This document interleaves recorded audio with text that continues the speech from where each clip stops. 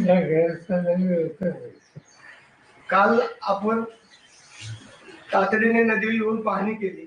एवढं दुःख असताना हा जे बोलत तिथं त्या पाण्यामुळे फार लोकांना यात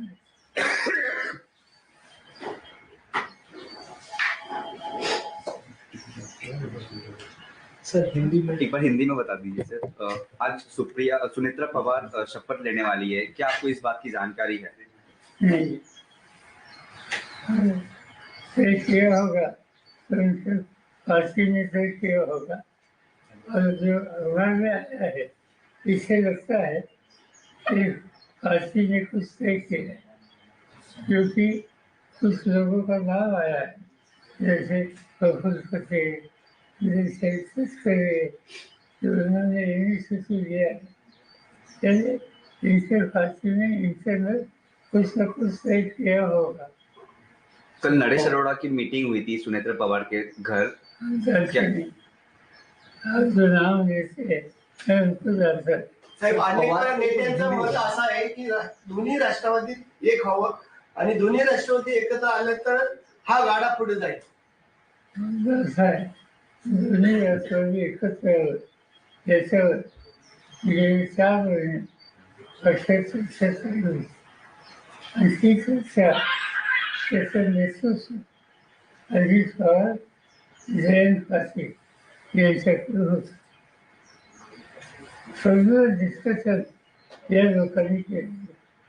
दुर्दैवानं त्या अपघातामुळे त्याला खंड पडेल असं शिक्षण दिसतं. काल साहेब खऱ्या अर्थाने तटकरे साहेब असतील किंवा भुजबळ साहेब असतील यांनी जी मुंबईमध्ये चर्चा केली याची कल्पना कुणाला देण्यात आली होती का? कारण मला माहिती मी आज वाचलं सकाळी.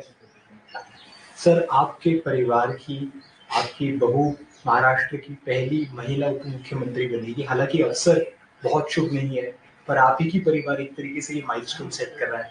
As a member of the family, what do you think about it? वाचलं की जो गया उसको ऑफिस लाने से आज ऐसी स्थिति में कैसे सामना करना, इसको ध्यान देना पड़ेगा। और इसीलिए कोई ना कोई तैयार होकर आगे आने के लिए, जिम्मेदारी लेने के लिए तैयार हो, तो इससे हम लोगों को कॉन्फिडेंस मिल सकता है। साहेब, जिल्हा परिषदेच्या निवडणुका झाल्यानंतर या दिल्लीमध्ये आणि राज्यामध्ये वेगळं चित्र दिसत. अशी चर्चा आहे की दिल्लीमध्ये सुप्रियाताईंना स्थान दिलं जाईल केंद्रामध्ये मोठ्या पदावर आणि राज्यामध्ये रोहित पवारला मंत्रिपदावर घेतलं जाईल. अशी चर्चा नहीं। सर आपने बताया कि आपको कॉन्फिडेंस में नहीं लिया गया था एनसीपी के नेता। कॉन्फिडेंस में सुनेत्रा पवार का नाम आगे ढकेलने से हमारा कॉन्फिडेंस में फांसी की उनकी जिम्मेदारी हमारे अलग है। पर क्या आपके परिवार के हैं, आपका परिवार इसमें काफी क्लोजली इन्वॉल्व है? परिवार की समस्या हो तो साथ देने के लिए है, अगर बाकी परिवार के नहीं। पर क्या आपको कोई ऐतराज है सुनेत्रा पवार जी का नाम आगे ढकला गया? साहेब, मंत्रिमंडळाचा आज शपथविधी होतोय, घाईघाईत शपथविधी केला जातोय. आपलं काय मार्गदर्शन? पक्षाने जे काही ठरवलं त्याची परिस्थिती आपल्याला दिसते. अचानक पद्धतीनं सुनेत्रा पवारांचं नाव पुढे येतं. खरं तर हा अपघात अचानक झाला आणि अचानक पद्धतीने सुनेत्रा पवारांचं नाव उपमुख्यमंत्री पदासाठी पुढे येतं. नेमकी काय कारण तुम्हाला अशी वाटतं की ही कारण असू आणि पक्षाची जबाबदारी करणार असते ते गेले कुणीतरी यायला पाहिजे आणि त्याच्यातून पक्षाने निर्णय घेतलेले. सगळं मान्य आहे, पण किमान दुखवटा तरी पूर्ण झालं पाहिजे ना. एवढी घाई कशासाठी? कोण करताय सगळं? जयंत पाटील हे सगळं भाजपच्या सांगण्यावरनं करतात. असं जयंत पाटील आणि दादांची चर्चा सुरू होती, परंतु आता जी राज्यातील घटना परिस्थिती घडत आहे यावरती कुणीही भाष्य करायचं नाही, परंतु शशिकांत शिंदे वेळोवेळी सांगतायत की आम्ही एकत्र हा निर्णय घेतला होता, परंतु आता जे निर्णय होतात तर काय कसं पाहताय निर्णय? मला एवढं माहिती आहे की आमच्या पक्षात आणि अजितदादांच्या पक्षात एकत्र काम करण्याची प्रक्रिया सुरू करावी त्याच्यात एक होत होता. सिरीज ऑफ थिंग्स आणि निर्णय आजचा जाहीर करायचा होता 12 तारखेला. आणि ही तारीख अजितची दिलेली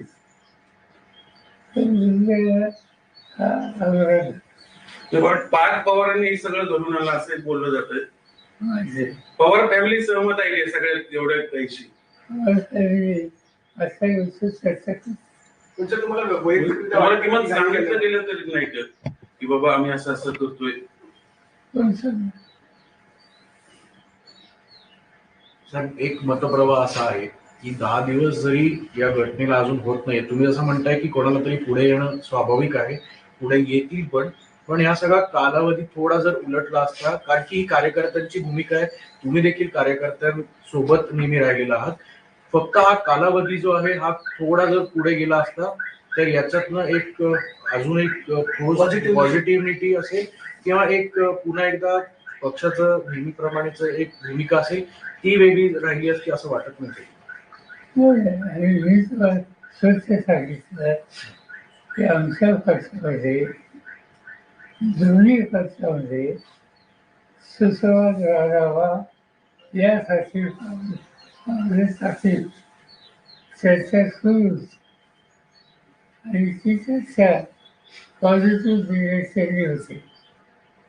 अनफॉर्च्युनेटली या इन्सिडेंटवर त्याला धक्का बसला. आणखी प्रोसेस अशाच पद्धतीने सुरू राहील असं तुम्हाला आता सध्या परिस्थितीला वाटतं? माहिती कधी त्याच्यात नाही. साहेब, मुद्दा असा आहे, हे प्रश्नच तो आहे की तुम्हाला सगळ्या प्रोसेस मधनं बाजूला ठेवले गेले जाणीवपूर्वक तुमच्या पक्षावर आधी दादांकडे गेल्याने आता सगळं भाजप चालवणार अशी चर्चा आहे, त्यासाठी हे सगळं केलं घडून आणले गेले.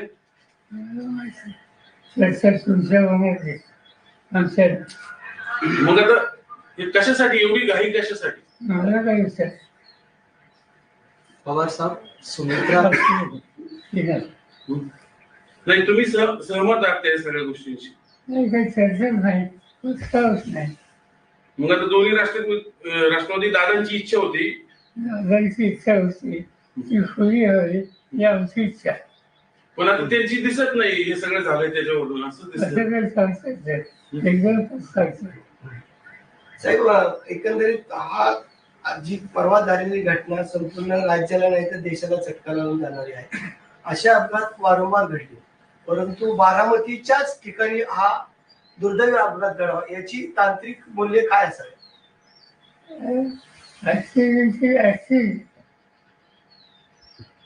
टेक्निकल सिच्युएशन क्या हो सकती?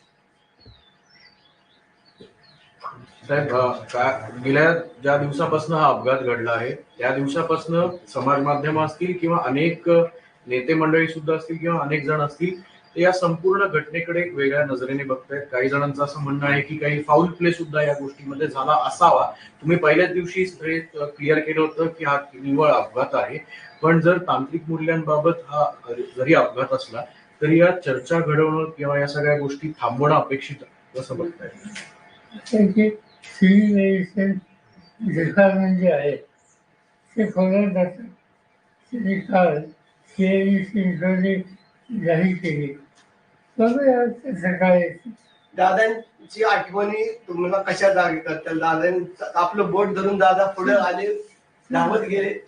मला सर, दादांची इच्छा होती दोन्ही पक्ष एकत्र यावेत, पण आता दादाच नाहीये. मग तिकडनं सगळी मंडळी कोण आता कोणाशी चर्चा करणार?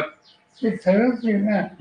हा निर्णय ही जी प्रक्रिया त्याच्यात आम्ही मी सांगितलं अजित पवार होते, जयंत पाटील होते. जयंत पाटील हे जाऊन विचार करतील तुला काय करायचं. तर दोन्ही राष्ट्रवादी एकत्र येऊ नये याच्यासाठी पण प्रयत्न त्यासाठी हे सगळं घडवलं गेलं असं एक बोललं जातंय. तुमचं काय असेल?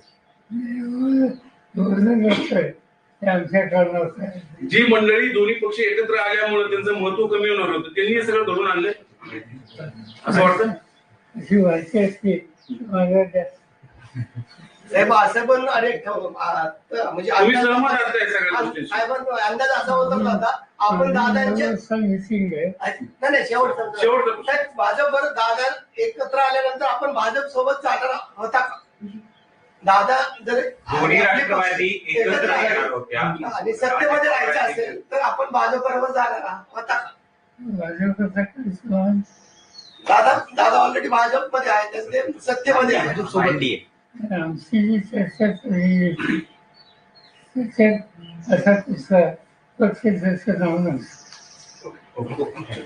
थँक्यू.